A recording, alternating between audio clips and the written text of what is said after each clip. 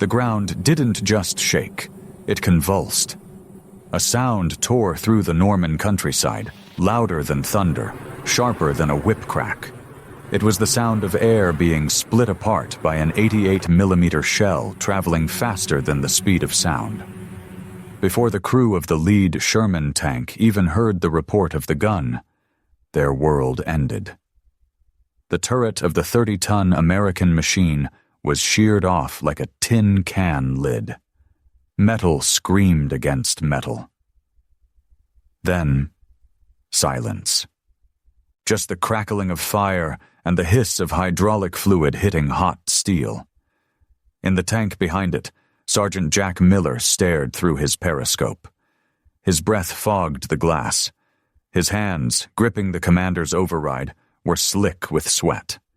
He saw nothing but a dense hedgerow and a plume of black smoke rising from what used to be his platoon leader.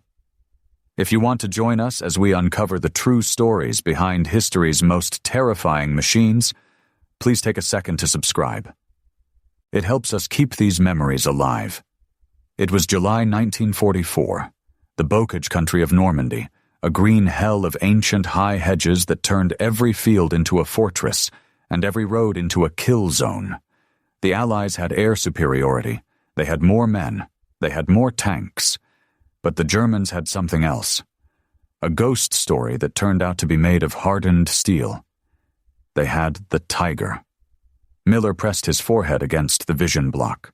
Inside the Sherman, the air was thick, smelling of gasoline, unwashed bodies, and stale cigarette smoke.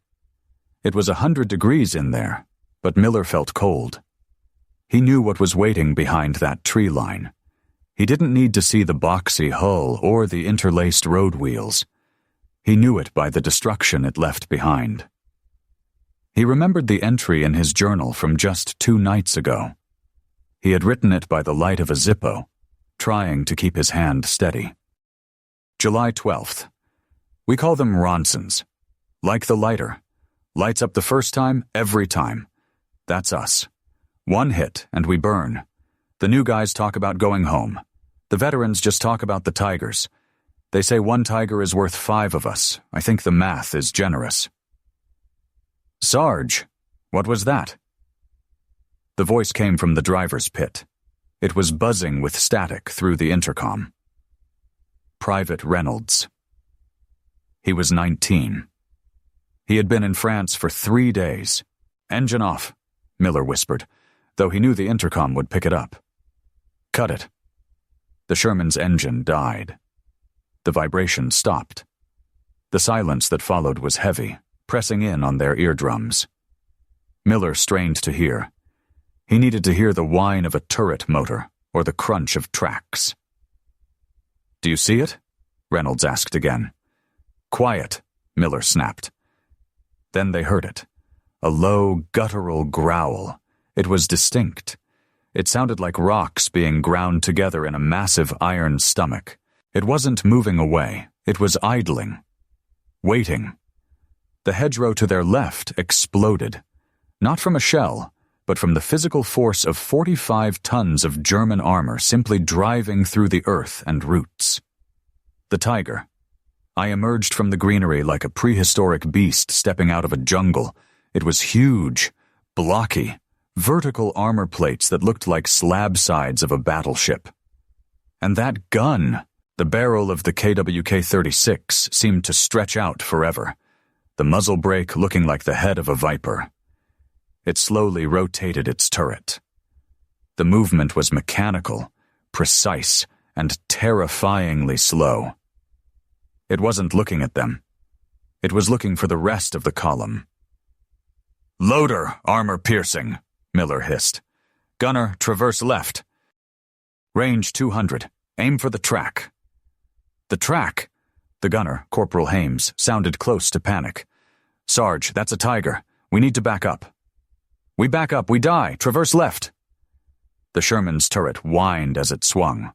The Tiger was less than 200 yards away. At this range, a duel was suicide. The Sherman's 75mm gun was like throwing pebbles at a bank vault. The Tiger's front armor was 100 millimeters thick. Miller watched the German tank through his optics. He could see the Zimmerit coating on the steel, the rough paste-like texture applied to prevent magnetic mines from sticking. It gave the tank a reptilian skin. "On target," Hames said. His voice cracked. "Fire." The Sherman rocked back violently. The breech block slammed open, ejecting the smoking brass casing with a clang that rang around the turret. Miller watched the tracer arc through the air. It struck the Tiger's side hull, a spark, a flash, and then nothing. The shell ricocheted off the hardened German steel and spun harmlessly into the sky. The Tiger stopped moving. The turret stopped searching. Slowly, agonizingly, that long 88-millimeter barrel began to turn toward them. "It bounced," Hames whispered. "It just bounced." "Load again," Miller yelled. "Driver, hard left. Get us behind that wall." The engine roared to life, coughing smoke. Reynolds slammed the tank into gear, and the Sherman lurched forward, tearing up the sod. A split second later, the air where they had just been standing vaporized. The Tiger fired. The shell passed so close to their rear armor that Miller felt the shockwave through the steel hull.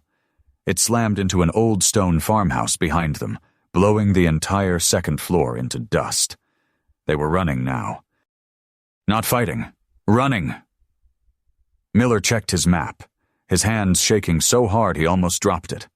They were cut off. The rest of the platoon was on the other side of the ridge. It was just them and the monster. He thought of a letter he had found in a captured German bunker a week ago. A translation had been passed around the unit. It was from a German tank commander to his wife. "My dearest, do not worry for me. We sit inside a fortress. The Americans have many tanks, yes. They swarm like ants. But when the Tiger roars, the ants scatter. I feel invincible in this iron skin. Nothing they have can touch us." Miller grit his teeth. That arrogance, that mechanical superiority, it made him angry. It pushed the fear down just enough to let him think. "Reynolds," Miller said, his voice surprisingly calm. "Listen to me. He's heavy. He's slow. He's got to turn his whole hull to chase us fast." "We can't kill it, Sarge," Reynolds said. "We can if we get close, real close. I want you to circle. Go through the orchard. We come up behind him." "Behind him? That's point blank." "Do it!" The Sherman tore through the apple orchard, branches whipping against the hull, apples crushing under the tracks. The smell of cider mixed with the diesel fumes. Miller stood in the open hatch for a second to get a better view, ignoring the sniper risk. He saw the dust cloud. The Tiger was moving down the main road, assuming the American tank had fled. It was exposing its rear. The exhaust pipes were glowing hot. "Stop!" Miller dropped back down. "Gunner, range 100 yards. Rear engine deck." 100? Hames breathed. "Don't miss." The Tiger heard them. The commander's cupola on the German tank spun. He saw the Sherman breaking cover from the trees. The German tank tried to pivot. One track locked, the other spinning, tearing up the cobblestone road as the massive machine tried to bring its frontal armor to bear.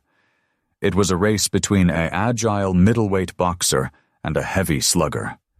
The Tiger's turret was turning, fighting the momentum of its own chassis.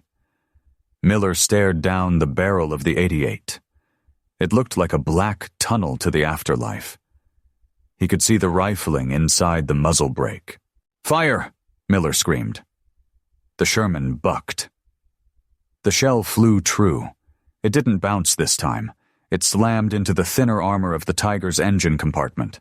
There was no explosion at first, just a dull thud. Then, a white jet of flame shot out of the Tiger's rear vents. The Maybach engine had caught. "Hit him again!" The second shot hit the turret ring. The Tiger shuddered. The massive gun barrel dipped, effectively paralyzed. The hatch on the German turret flew open. Black smoke billowed out, thick and oily. Crewmen scrambled out, their uniforms smoldering, diving into the ditch. Miller didn't celebrate. He just slumped back into his seat. His heart was hammering against his ribs like a trapped bird. He looked at his hands. They were black with grease and trembling uncontrollably. "We got him," Reynolds said. "Jesus, Sarge, we got him." Miller didn't answer immediately. He reached into his pocket and pulled out a crumpled pack of cigarettes. He tried to light one, but the flame of his lighter wouldn't catch. "Yeah," Miller said softly. "We got one." Later that night, after they had regrouped with the company, Miller sat on the fender of his tank. The adrenaline had faded, leaving a hollow exhaustion. He took out his diary again. The ink looked too dark in the moonlight. July 14th. We killed a tiger today. I should feel proud. I just feel lucky. I looked at the wreck afterwards. The armor was so thick, even our kill shot barely made it through. It's not a machine. It's a nightmare made of metal. I pray I never see another one. But I know I will. The Tiger. I wasn't the most common tank on the battlefield. The Germans built only 1,347 of them. Compared to the nearly 50,000 Shermans produced by the United States, that number seems insignificant. But wars aren't just fought with numbers. They are fought with psychology. The Tiger created a phenomenon known as Tiger Panic. Allied crews would often identify any German tank they saw, Panzer IVs, Panthers, assault guns, as a Tiger. The mere silhouette of that boxy hull was enough to stall an advance. Official U.S. Army reports from the era attempt to downplay the disparity. They talk about mobility, about reliability, about air support. But the soldiers on the ground knew the truth.